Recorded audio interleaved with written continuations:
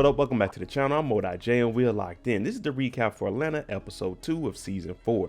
I know I keep mentioning I didn't watch season 3, but you all wanted me to recap Atlanta, so here you go, episode 2. And what I like about the series is, if you haven't watched it, each episode is different. It has comedy in it, but it also has a message. So before we go any further, before we break down this recap, if you like live after show discussions, we will be having one Friday 9 p.m. Eastern for episode 3 of Atlanta. Live breakdowns, a little bit of stories on the side about me relating to the show. Then hit that subscribe button and turn on your notification bell so you get something every time I upload. Make sure you hit that like button and follow me on Instagram, MOEDOTJ. Now let's go ahead and jump into it and break down this episode of pettiness in Atlanta, episode 2. We start the episode off with this lady named Lisa. She's out smoking a cigarette, got her dog walking, and of course, a black man walks by and it catches her eye. And what does she do? She's looking, she talking about, come on dog, let's get in the house, it's getting late. And what is she doing? She's a peeping Karen. She's looking out the window watching this man get undressed. Now you know you don't do that, close those windows. But she also has an email that she needs to check. In this email that she received, it says manuscript interest from a Gordon Rosenbaum. Dear Lisa, I found your preview of your manuscript posted online. Riveting stuff.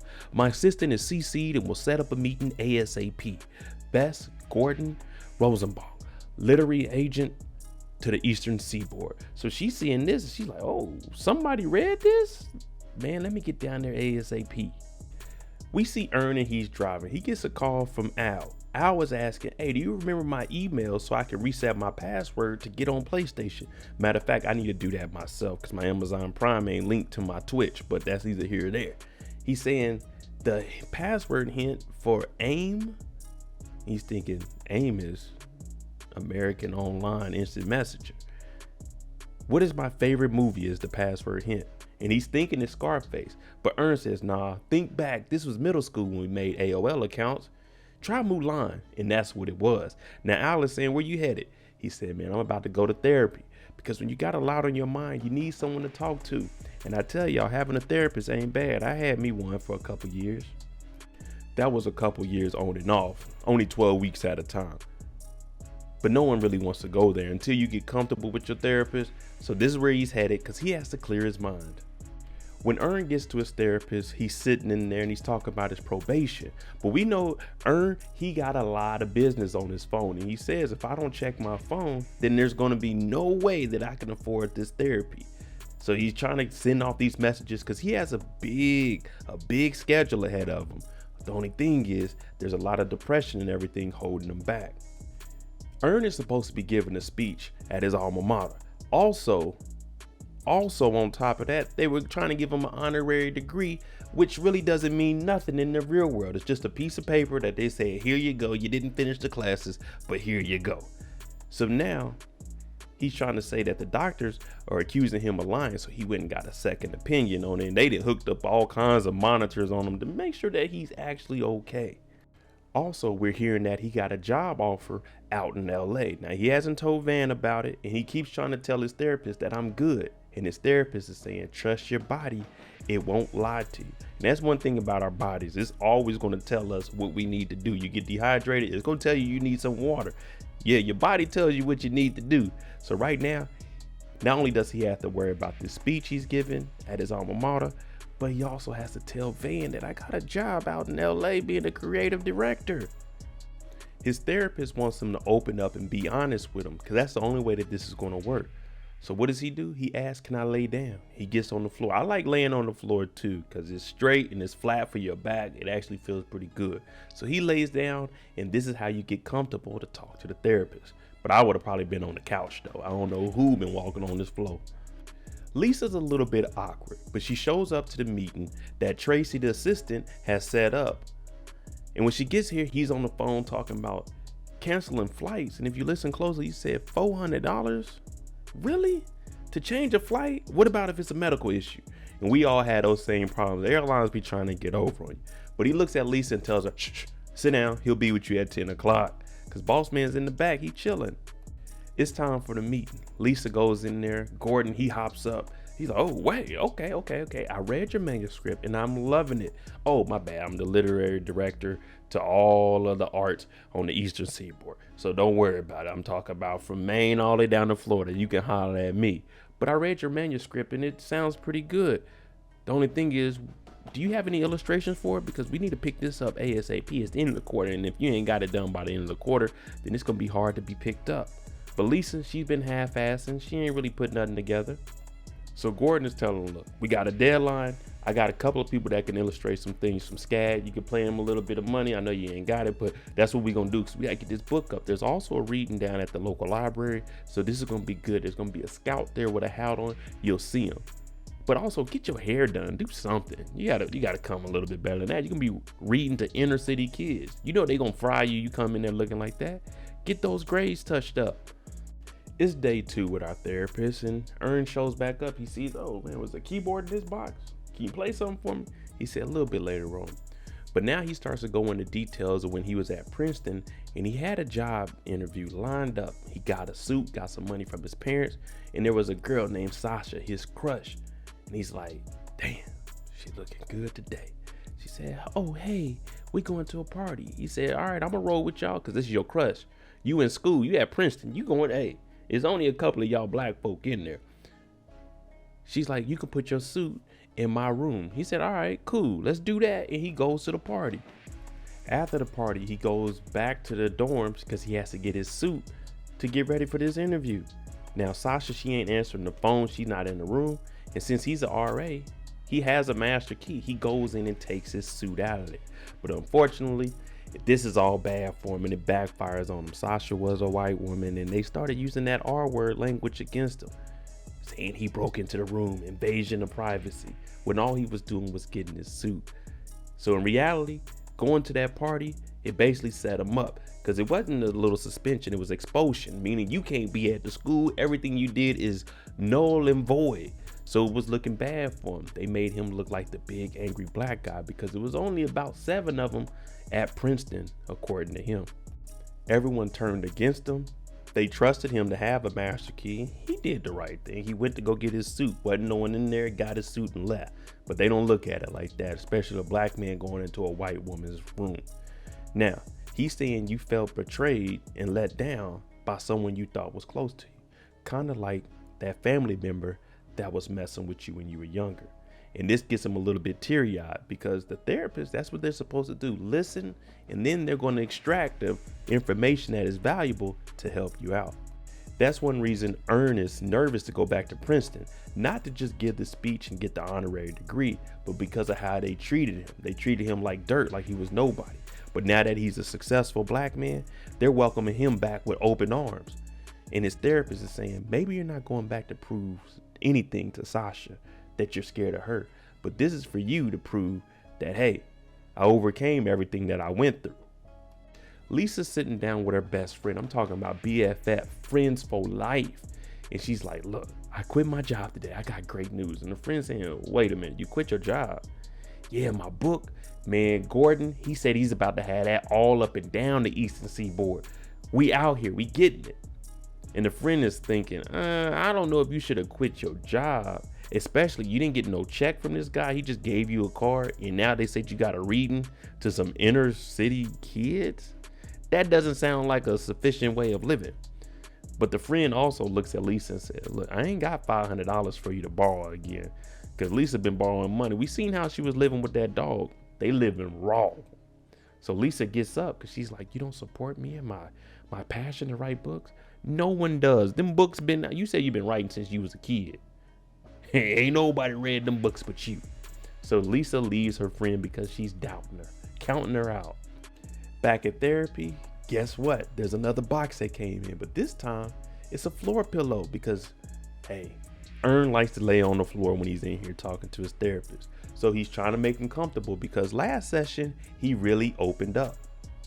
Now, Ern starts to tell us a story about how they're about to go to the airport. He got his girl, he got the kid, everything is good. Now he had a passport, and you know them passports, unless you keep them in a good place, they gonna get a little wrinkled up, and you gotta be able to slide those things through, or they ain't gonna let you on the plane. Now that's exactly what happened to him. There was a Karen up there, and She wouldn't let him board, said his passport was a little bit too raggedy to get on the airline. Now, this is a domestic flight. He doesn't have his driver's license. They're not flying overseas. It's just from one state to another one. The passport should be sufficient. But she says, nah, I can't let you fly with that. So he's a little upset because you got to catch this flight. Now, they bring someone else over to verify if this passport is good or not. And they say, yeah, it is. It was a black lady that said it was good. The white lady saying it ain't good. And the white lady also said that she's the manager. Come to find out, she's not the manager, and she's done this to several passengers before him. This is the norm. They eventually get checked in. Bags, everything is going through. But the white lady told TSA. So when they tried to go through security, they were on his head. Long story short, he said they still waiting on their bags. Bags ain't never showed up, nothing. And the therapist is like, damn, that's messed up.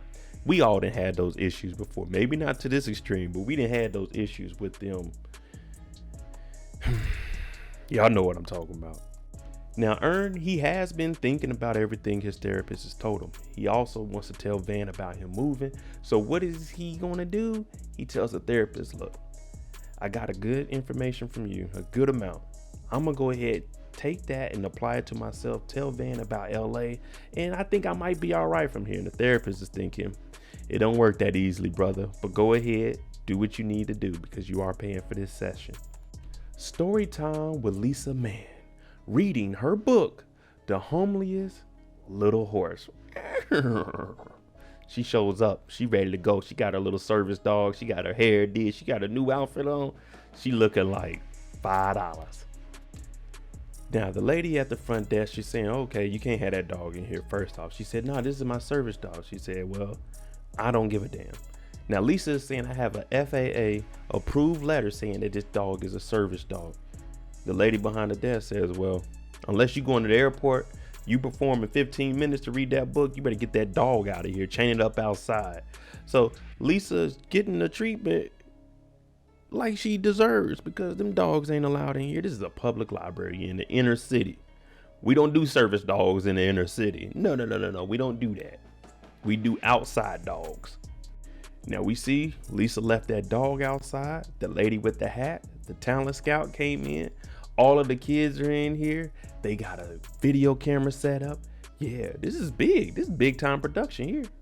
Now when Lisa gets up there, she's saying, hello, my name is Lisa Mann, and this is The Homeliest Little Horse, written by me.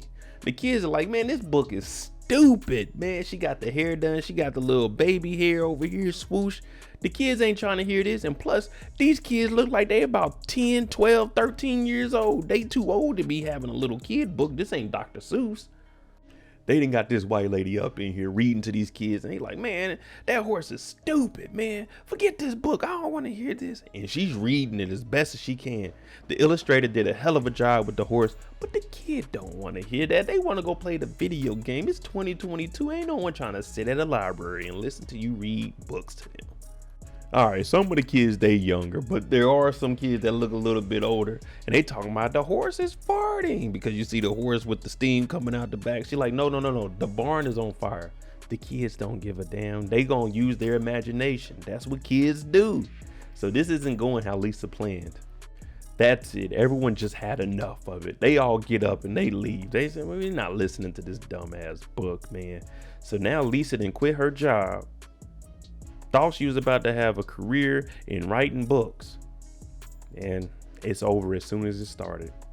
But she held her head high. Everyone may have left. I'm still going to read this book because I have pride. Unfortunately, pride doesn't mean nothing if no one's supporting you, especially if you're in the business to make money. Now we see and they having a little, a little get together, some pool, in the back, a little bit of beer up front. And here goes Gordon.